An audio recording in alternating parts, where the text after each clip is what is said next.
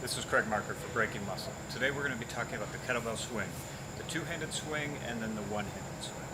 So with the swing, we're looking at a ballistic movement of the hips. And what we want to do is really we're going to hinge at the hips. So a hinge is not a squat. So a squat, the knees and the hips go at the same speed. A hinge is more hips with just a slight knee bend. And what we're going to do is it's going to be a very explosive movement, like jumping. So we're going to just jump with the kettlebell. Some important things to protect the back.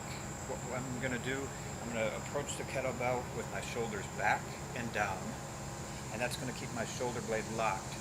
When my upper back is tight, it protects my lower back. The other thing I'm going to do is when I take the kettlebell in my swing motion, I'm going to aim for the top part of my thighs. So when I do that, I'm putting less strain on my low back, really barely any strain on my low back, and it's all going to be in my hips. So if I were to go down like this, it puts much more strain on my low back. So I'm just going to go like this with a rapid motion. So it's a very explosive, the hardstyle swing is very explosive.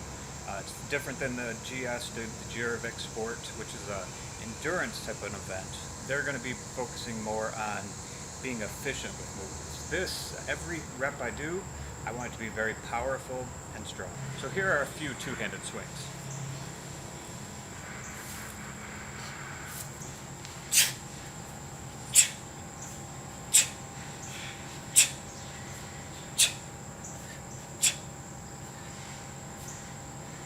So with the two-handed swings, I'm not worried about how high the kettlebell goes. I'm not doing overhead swings, especially with a heavier weight. I just want to pop the hips. That's my main goal. And as soon as I pop the hips, the kettlebell floats to where it needs to go. The one-handed swing is very similar.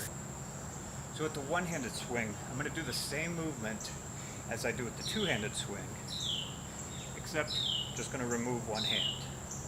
So what we can do with this one hand is you can just leave it out here, rodeo style. You can bring it up here like you're touching it on the other hand, or you can do something like this, just bring it up and down.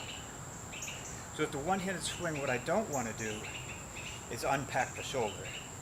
So if I do this, it pulls my shoulder out of socket. It's very dangerous on the shoulder. It also causes me to twist more, so I don't want to do that. I want to stay tight as if I'm in a two-handed swing. So let me demonstrate a few of these.